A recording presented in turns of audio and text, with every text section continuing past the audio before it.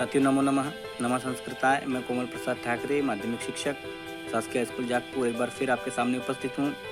कक्षा 10वीं अर्धवार्षिक परीक्षा 2021 के संस्कृत विषय के प्रश्न पत्र के उत्तर शीट लेकर इस वर्ष जो है ब्लूप्रिंट कुछ परिवर्तन किया गया है, जिसमें प्रश्न बैंक आधारित प्रश्न वार्षिक परीक्षा में छात्रों को आएंगे और इसी के अनुसार अर्धवार्षिक परीक्षा में भी माध्यमिक शिक्षा मंडल द्वारा जारी प्रश्न बैंक से ही प्रश्न पत्र तैयार किया गया है। तो लीजिए प्रारंभ करते हैं कक्षा 10वीं अर्धवार्षिक के संस्कृत विषय के प्रश्न पत्र को। साथियों, अगर मेरे चैनल पर आप नए हैं तो चैनल को सब्सक्राइब जरूर कीजिएगा, साथ ही वीडियो को लाइक और शेयर जरूर कीजिएगा ताकि सभी बच्चों तक ये प्रश्न पत्र चले जाए। मैं कुछ दिनों के पश्चात आपके सामने पूरे प्रश्न बैंक के आंसर शीट की उत्तर पुस्तिका आपको मैं उपलब्ध कराऊंगा, जिस पर अभी पूरा काम चल रहा है। तो लीजिए प्रारंभ करते हैं कक्षा 10वीं की आंसर शीट को अर्धवार्षिक परीक्षा की। सबसे पहला प्रश्न था रुचितम विकल्पम चित्वा लिखा। 3 भागों में पूरा का पूरा हमारा ये प्रश्न पत्र बटा हुआ है, जिसमें प्रथम भाग में 30 नंबर का जो है इसमें दिया हुआ है कि उचित विकल्प चुनकर लिखना है, बहुविकल्पी प्रश्न होंगे। इसके अलावा भाग 2 जो है उसमें ज्ञान परक आधारित प्रश्न है, जो कि 15 प्रश्न दिए हैं। प्रश्न 30 से 45 तक कुल 10 प्रश्न करना है और 45 से 60 तक समझ परक पर आधारित प्रश्न है, जो कि 15 प्रश्न जिसमें से 10 करना है। तो पहला प्रश्न था हमारे पास, हिमालय इत्यस्मिन् पदे संधि अस्ति। तो इसका जो उत्तर है वो दीर्घ स्वर संधि होगा। इसके अलावा दूसरा प्रश्न है सज्जनः इत्यस्य पदस्य संधि विच्छेद अस्ति। इसका संधि विच्छेद क्या होगा? तो सतधन जनः सज्जन, जो इसका ऑप्शन है पहला वाला वो सही होगा। इसके अलावा अधोलिखितेषु विसर्ग संधि उदाहरणम अस्ति। विसर्ग संधि का कौन सा उदाहरण है? तो इसमें भी पहला वाला आंसर सही होगा, नमस्ते, जबकि दूसरे में स्वस्ति था, उसमें यण स्वर संधि है। गायक गई धन अकह अयादि संधि है। रमेश में रमाधन ईश गुण स्वर संधि है। तो इस प्रकार से ये 3 नंबर की संधि थी। चौथा प्रश्न था माता पितरौ पदस्य समास विग्रह अस्ति। माता पितरौ एक्चुअली वो एक शेष द्वंद्व समास है, तो पितरौ होना था प्रश्न पत्र में, तो ज़्यादा सही होता है क्योंकि पितरौ ही होता है। पितरौ में समास विग्रह है माता च पिता च और ये द्वंद्व समास है। अगला प्रश्न समास से अधोलिखितेषु बहुब्रीहि समास अस्ति। तो यहाँ पर 4 ऑप्शन दिए हुए हैं, नीलोत्पलम युपदारु चंद्रशेखर नवरात्रम। तो नीलोत्पलम नीलम च तत्पलम कर्मधारय समास है। युपदारु युपाय दारु चतुर्थी तत्पुरुष समास है। चंद्रशेखर चंद्रशेखरे यशेष इसमें बहुब्रीहि समास है। और नवरात्रम में नवरात्राणाम समाहार इसमें द्विगु समास था। तो इसका जो आंसर है वो चंद्रशेखर। तो इस प्रकार से 5 प्रश्न। और 6वां है महापुरुष इत्यस्मिन् पदे समासः अस्ति। महापुरुष में कौन सा समास है? तो महान चासो पुरुषः, इसमें जो है कर्मधारय समास इसका सही आंसर है। तो इस प्रकार से ये 3 समास के प्रश्न और 3 संधि के प्रश्न। अब प्रत्यय से संबंधित कुछ प्रश्न दिए गए हैं। 7वां प्रश्न पठितव्यम इत्यस्मिन् पदे प्रत्ययः अस्ति। पठितव्यम में कौन सा प्रत्यय? तो इसमें तव्यत् प्रत्यय होगा। इसके बाद अधोलिखितेषु कत्वतु प्रत्यय से उदाहरणम अस्ति। कत्वतु प्रत्यय का कौन सा उदाहरण है? तो यहाँ पर 4 ऑप्शन दिए हुए हैं, धनवान, गतवान, पठितवान और कृतवान। तो धनवान में धन मतुप होता है, तो मतुप प्रत्यय है। गतवान में गम धन अक्तोतु प्रत्यय है। पठितवान में पठधन अक्तोतु प्रत्यय है और कृतवान में क्रीधन अक्तोतु प्रत्यय। मतलब ये कि अक्तोतु प्रत्यय का कौन सा उदाहरण नहीं है, नास्ति दिया हुआ है, इसलिए इसका उत्तर धनवान होगा। अगला प्रश्न है अधोलिखितेषु सत्री प्रत्यय अस्ति। अब नीचे लिखे उदाहरण में किसमें सत्री प्रत्यय है? तो 4 ऑप्शन दिए यहाँ पर। हसीतः, हसीतः में हस धातु अक्त प्रत्यय है। हसितवान में हस धातु अक्तोतु प्रत्यय है। हसन में हस धातु है और सत्री प्रत्यय है। तो यहाँ पर तीसरा ऑप्शन सही होगा, जबकि हसितुम में हस धातु तुमुन प्रत्यय। तो ये हसन इसका सही उत्तर था। अगला प्रश्न है उपसर्ग से संबंधित है। अधिकारः इत्यस्मिन् पदे उपसर्ग अस्ति। अधिकारः में कौन सा उपसर्ग है? तो इसमें अधि उपसर्ग है, ये इसका सही आंसर है। अगला है निर्धनः इत्यस्मिन् पदे उपसर्ग अस्ति। निर्धन में कौन सा उपसर्ग है? तो निर्धन में जो है निर उपसर्ग होगा, जबकि संधि विच्छेद जब होगा इसका तो निहि धन धन हो जाता है, विसर्ग संधि होगा। लेकिन यहाँ पर निर्धन में उपसर्ग क्योंकि निहि नहीं होता है, इसलिए निर उपसर्ग सही है। अगला प्रश्न है सह द्विचक्रिकया तत्र गच्छति। वो साइकिल से, द्विचक्रिकया मतलब साइकिल से जाता है। तो ये एक प्रश्न है यहाँ पर बताना इत्यस्मिन् पदे अव्ययम अस्ति। इस पद में कौन सा अव्यय है? तो सह एक अव्यय नहीं है, ये सर्वनाम शब्द है। द्विचक्रिकया ये संज्ञा शब्द है। तत्र जो है एक अव्यय शब्द है, जबकि गच्छति धातु है। तो इसका जो आंसर होगा वो तत्र होगा। इस प्रकार से ये 12 प्रश्न। 13वां प्रश्न दिया है अधोलिखितेषु अव्ययम अस्ति। अब यहाँ 4 ऑप्शन दिया है, किसमें अव्यय है ये बताना है। तो 4 ऑप्शन है पुत्रः, सूत्र, मित्र, कुत्र। तो यहाँ पर पुत्र भी एक संज्ञा शब्द है, सूत्र भी एक शब्द है, मित्र भी एक शब्द है, जबकि कुत्र जो है ये अव्यय पद है, इसलिए इसका कुत्र उत्तर सही हो जाएगा। अगला प्रश्न है अधोलिखितेषु अव्ययम नास्ति। बच्चों से निवेदन है कि जब वो प्रश्नों को पढ़े तो पूरा पढ़े कि इसमें पूछा है कि कौन सा अव्यय नहीं है, तो ऑप्शन दिया है यथा एक अव्यय है, कथा अव्यय नहीं है, तदा और तथा ये भी सभी अव्यय है, तो इसका आंसर जो होगा दूसरा वाला हो जाएगा कथा। इसके बाद लकार से संबंधित प्रश्न है धातु रूपाणी से।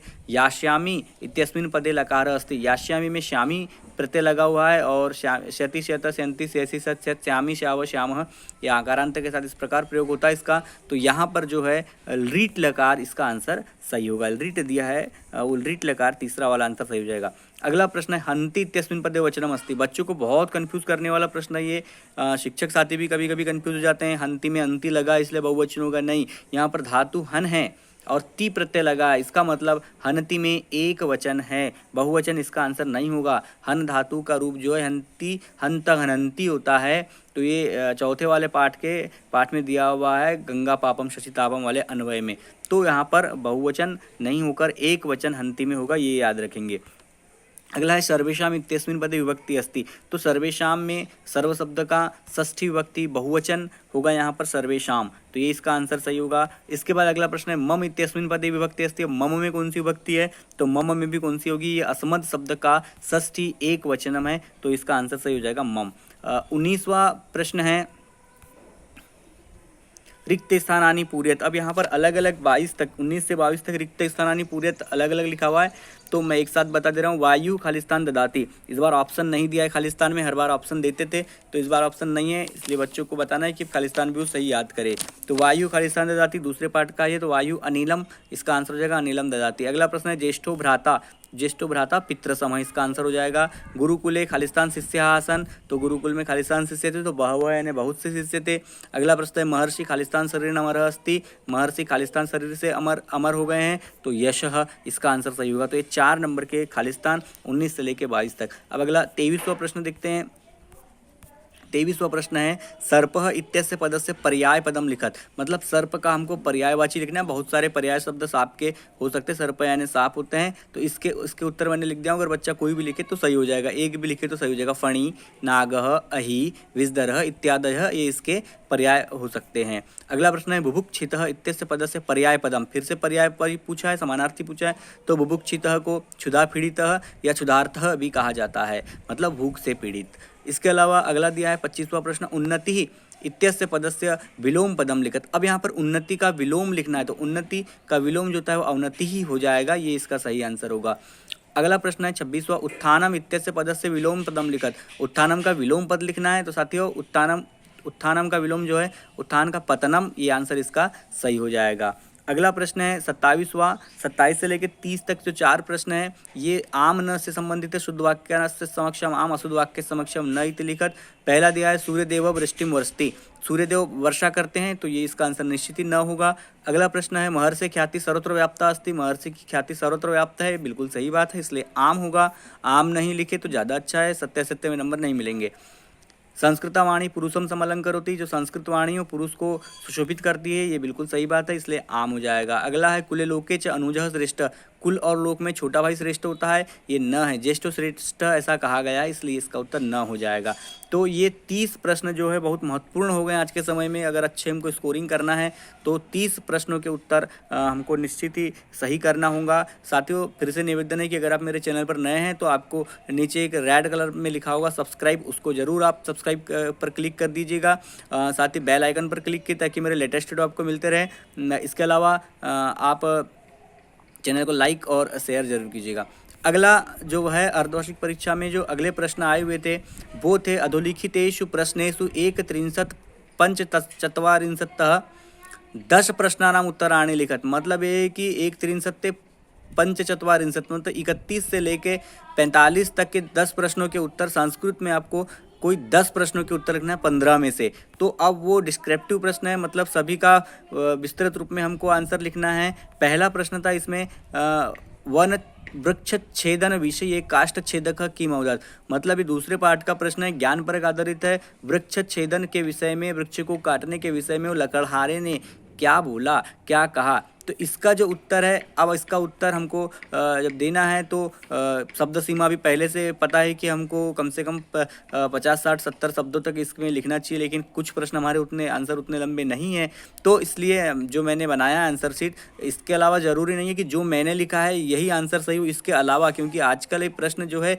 ज्ञानपरक और समझ पर आधारित है, मतलब छात्र अपने स्तर से भी लिख सकते हैं। तो वैल्यूएशन में इस चीज़ को भी ध्यान देना है हमें कि हम ज़रूरी नहीं कि जो यहाँ लिखा है या जो एक ही आंसर होगा, ज़रूरी नहीं है।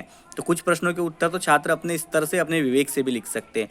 तो वृक्ष छेदन विषय काष्ठछेदक किमवदत्, तो वृक्ष छेदन विषय काष्ठछेदक अवदत् ने कहा, वृक्ष छेदक ने, कि पूर्वम अहम वृक्षान् छिन्दमि स्म अधुना तादृशे कुत्सिते कर्माणि न व्यापारयामि, पहले मैं वृक्ष को काटने का काम करता था, अधुना यानी अब ऐसे गलत कार्य को मैं नहीं करता हूँ। वृक्षाणाम छेदनम महत् पापम इति, वृक्ष को काटना बहुत पाप है, इति यानी ऐसा मया अधिगतम अस्ति, मेरे द्वारा जान लिया गया है, अतः नयग्रोध वृक्ष से छेदनम अहम न करिष्यामि, इसलिए नयग्रोध वृक्ष को काटने का काम मैं नहीं करूँगा। ये इसका सटीक आंसर होगा। दूसरा है विद्या समाप्तो गुरु दयानंदम किमवदत्, विद्या समाप्त होने पर गुरु ने दयानंद को क्या कहा, तो ये एक पाठ से पुस्तक लिया गया है। तो विद्या समाप्तो गुरु दयानंदम अवदत् वत्स अस्माकं देशे अविद्या अंधकारे पतितो वर्तते तद्गच्छ अविद्यांधकारम अपने आर्षशास्त्राणि उद्धारे वैदिक ज्योति च पुनः प्रकाश। इस प्रकार से जब विद्या समाप्त हो गई थी तब गुरु ने दयानंद को कहा था कि हमारे देश का अविद्या के अंधकार में गिर रहा है, इसलिए जाओ अविद्या के अंधकार को दूर करो, हमारे जो आर्ष शास्त्र है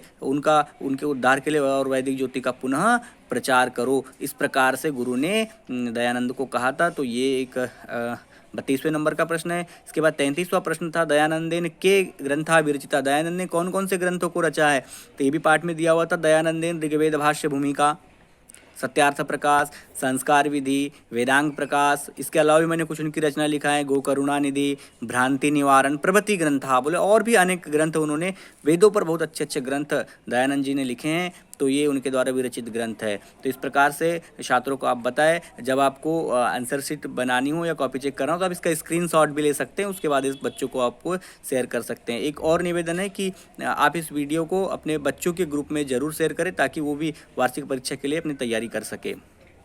अगला प्रश्न है दानेन कानि भवन्ति, दान से क्या क्या होते हैं, दान से क्या होता है। तो एक श्लोक दिया है सुभाषितानी में, अगर उस श्लोक को भी पूरा लिख दे बच्चा तो निश्चित ही 3 नंबर उस छात्र को मिलना चाहिए। तो मैंने उसका अन्वय यहाँ पर लिखा है कि दानेन भूतानि वशी भवन्ति, दानेन वैराणि अपि नाशम यान्ति, दानै परः अपि बंधुत्वम उपैति ही दानम, निश्चित ही दान सर्व व्यसनानि हन्ति, सभी बुरी आदतों को नष्ट कर देता है। अगर बच्चा यहाँ पर पूरा श्लोक भी एज इट इज़ जैसे का वैसा लिख देता है तो उसको 3 नंबर निश्चित यहाँ पर मिलने चाहिए। पुरुषम के न विभूषयन्ति, अगला प्रश्न है पुरुष को कौन सुशोभित नहीं करते हैं, तो कौन कौन नहीं करते हैं। श्लोक दिया है के यूरान विभूषयन्ति पुरुषम हारान चंद्रोज्ज्वला, वही चीज़ यहाँ पर अन्वय के रूप में मैंने लिखा है कि पुरुष को केयूरा चंद्रोज्ज्वला हारा स्नानम विलेपनम कुसुमम अलंकृता मूर्धजा च न विभूषयन्ति।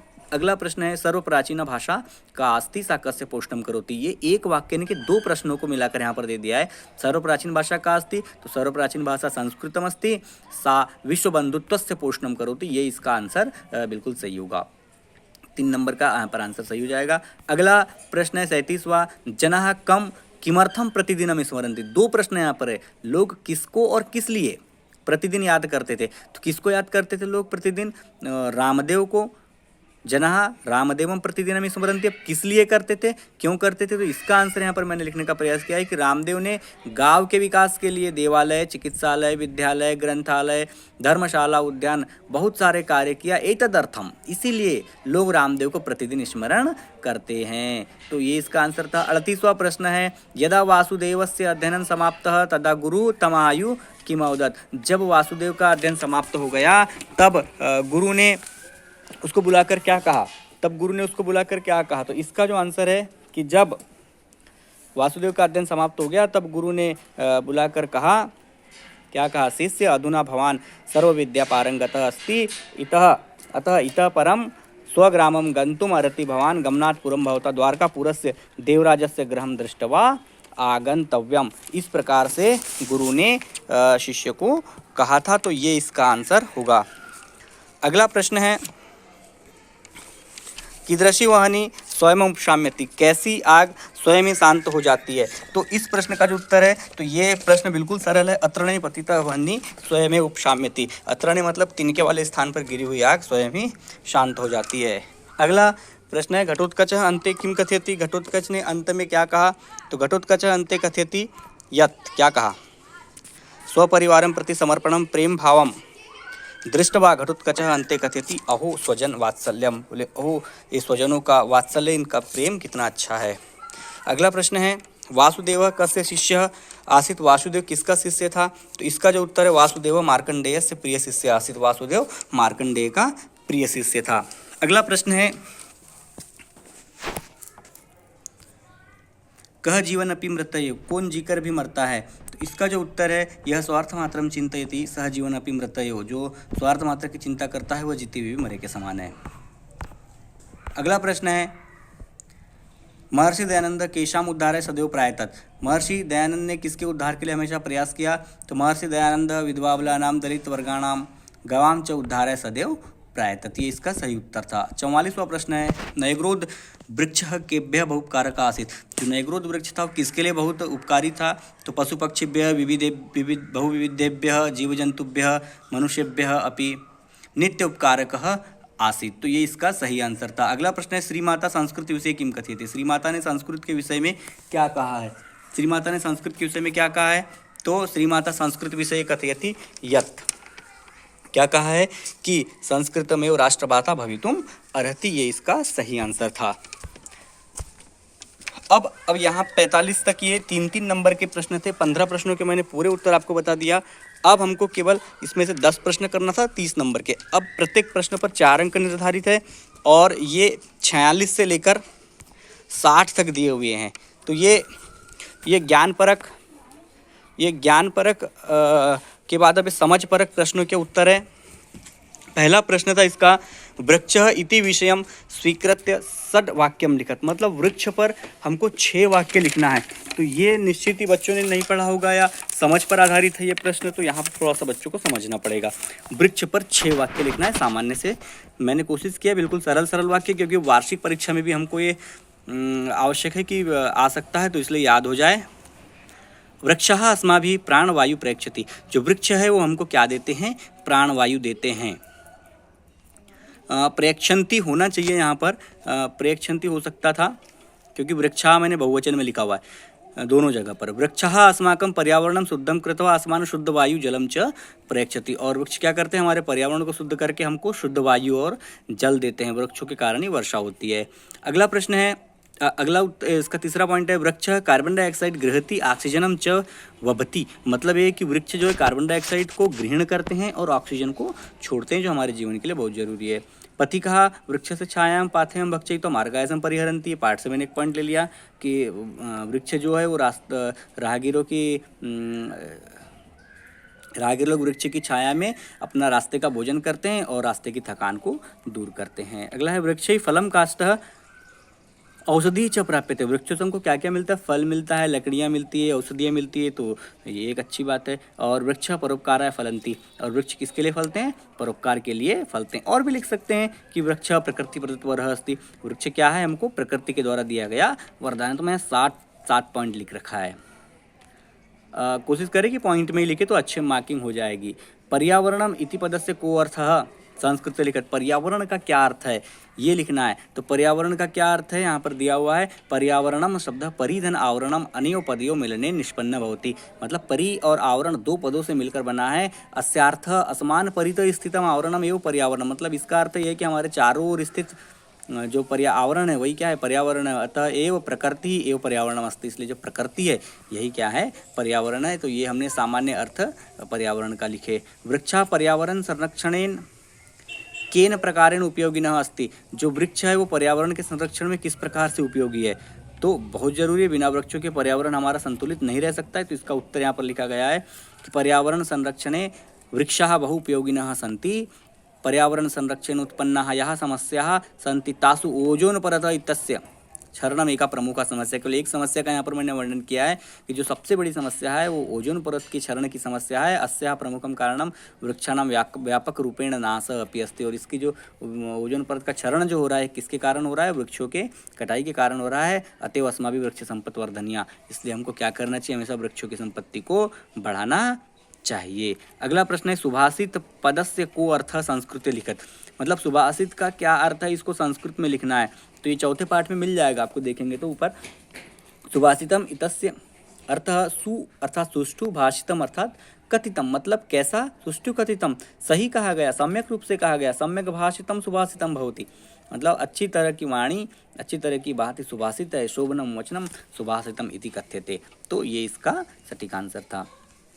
अगला प्रश्न है कोपी सुभाषित द्वयम अर्थ सहितम लिखत। तो यहाँ पर कोई दो श्लोक हमको लिखना है, उसका अर्थ सहित लिखना है। तो बिल्कुल सरल वाले श्लोक अब याद कर ले, क्योंकि अब तो पद्यांश आएंगे नहीं जिसके प्रश्न होंगे, तो इसलिए मैंने दो सरल श्लोक यहाँ पर लिखा है। गंगा पापम सीतापम दैन्यम कल्पतरुस्तथा पापम तापम च दैन्यम च घ्नन्ति संतो महाशया। इसका यहाँ पर अन्वय भी लिख दिया है कि गंगा पापम हंति, शशि तापम हंति, कल्पतरु च दैन्यम हंति, संतः तथा संतः महाशयः पापम तापम दैन्यम च त्रीणि अपि घनन्ति। तो ये इसका अन्वय और इसका हिंदी अर्थ भी लिखने बोला, इसलिए हिंदी अर्थ भी हमने यहाँ पर लिख देंगे। जिस प्रकार से गंगा पाप का नाश करती है, चंद्रमा गर्मी का नाश करता है, नष्ट करता है, और कल्पवृक्ष जो सभी कल्पित कामनाओं को पूर्ण करता है वह गरीबी को नष्ट करता है, ठीक उसी प्रकार संत सज्जन पुरुष पाप ताप और गरीबी तीनों को नष्ट कर देते हैं। ये इसका आंसर होगा। जबकि दूसरा श्लोक यहाँ पर अभी एक और श्लोक, दो श्लोक बोला है, तो दो श्लोक लिखना है। दानेन भूतानि वशीभवन्ति, दानेन वैराण्यपि नाशं परोपि बन्धुत्वम् उपैति दानैर्दानमि सर्वव्यसनानि हन्ति। तो ये उस प्रश्न का भी उत्तर हो गया, यहाँ पर भी आ गया।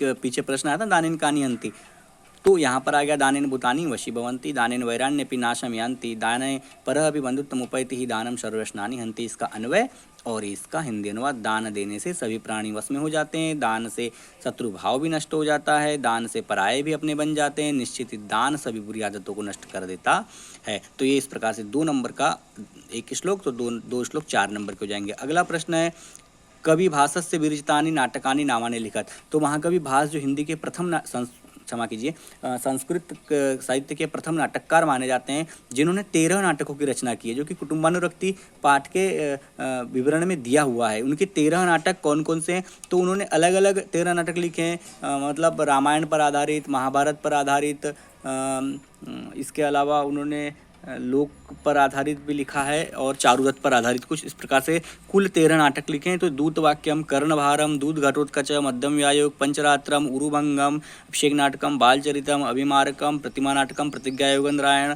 स्वप्नवासदत्तम और चारुदत्त, ये इनके 13 नाटक अब बच्चों को याद कराना पड़ेगा। और ये 13 नाटक अगर लिखते हैं तो उन्हें 4 नंबर निश्चित मिलने चाहिए।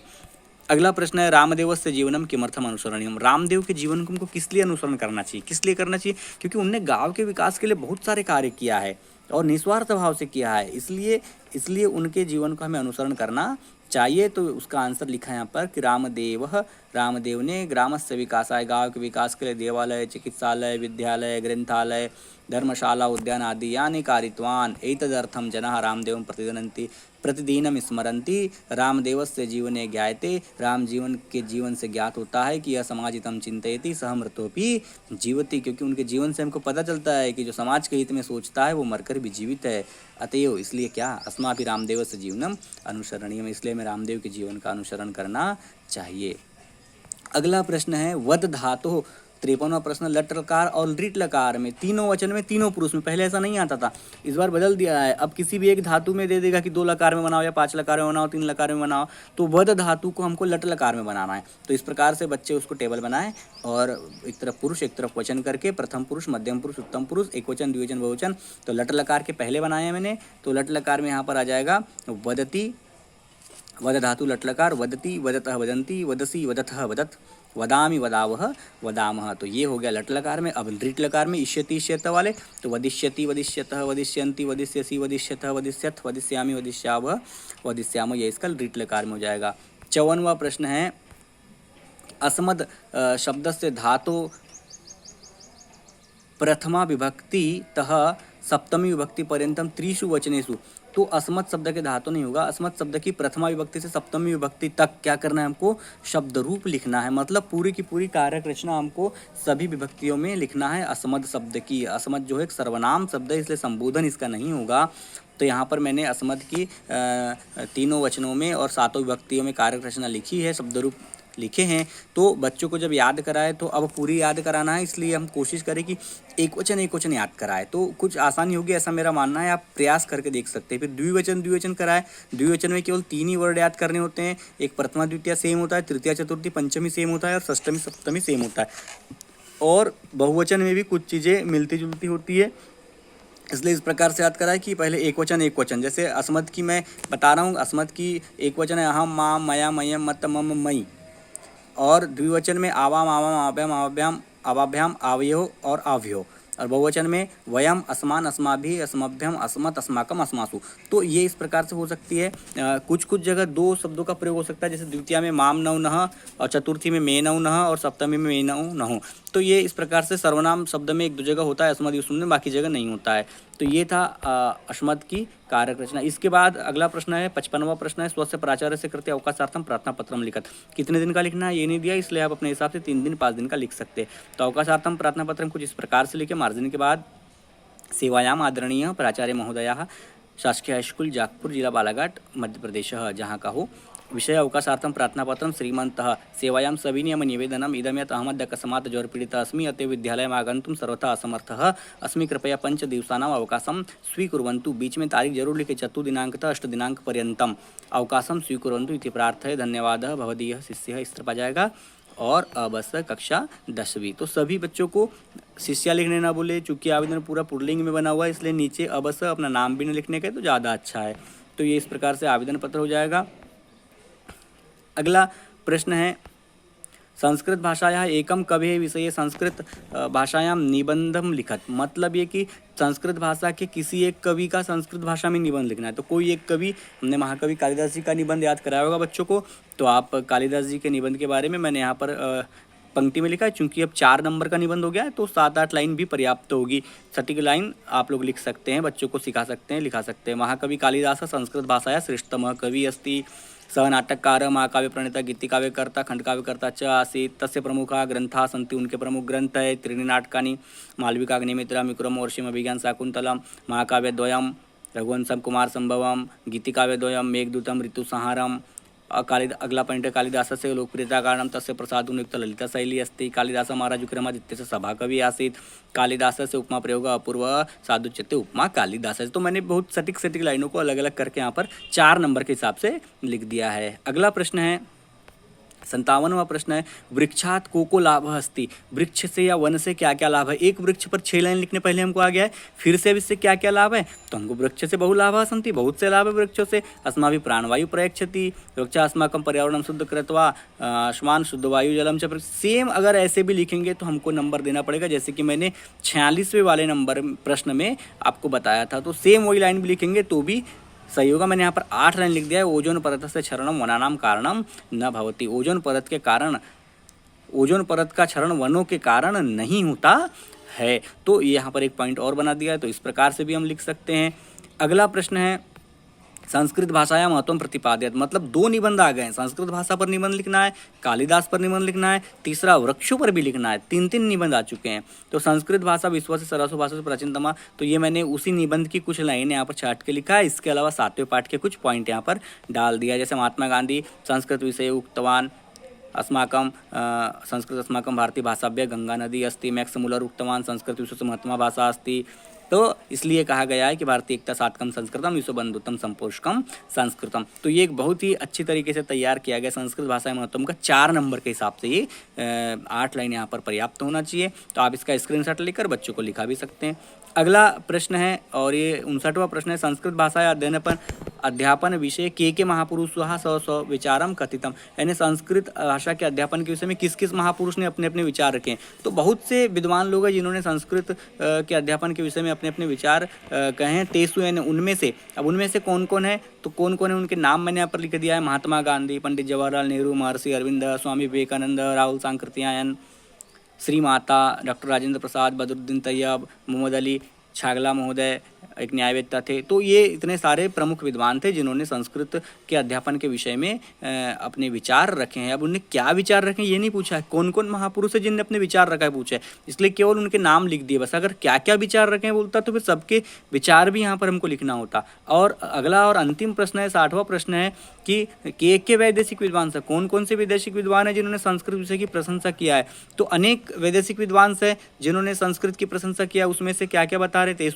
Max Muller, McDonald, Weber, William Jones, बॉब हिरेन, एच विल्सन प्रमुखा संति। ये हमको 7वें पाठ विश्व भारती वाले पाठ में सभी मिल जाएंगे। तो इस प्रकार से इस 60 प्रश्नों के आपको आंसर मैंने इस वीडियो के माध्यम से दिया। अगर मेरा वीडियो अच्छा लगा हो तो लाइक ज़रूर कीजिएगा, सब्सक्राइब जरूर कीजिएगा और बच्चों की डीसी लैब तक इसको जरूर पहुंचाए, ताकि जो हमारा मुख्य उद्देश्य है कि हम बच्चों को कैसे फ़ायदा पहुंचाए, मैं यहाँ वहाँ तक चले जाए। इसके अलावा मैं और भी अपने वीडियो आपको बहुत जल्दी उपलब्ध कराऊंगा। सारी की सारी प्रश्न बैंक तैयार की जा रही है, उन प्रश्न बैंक आपके सामने उपस्थित होगी। तो एक बार आपको सभी को धन्यवाद। नमो नमः, नमः संस्कृताय।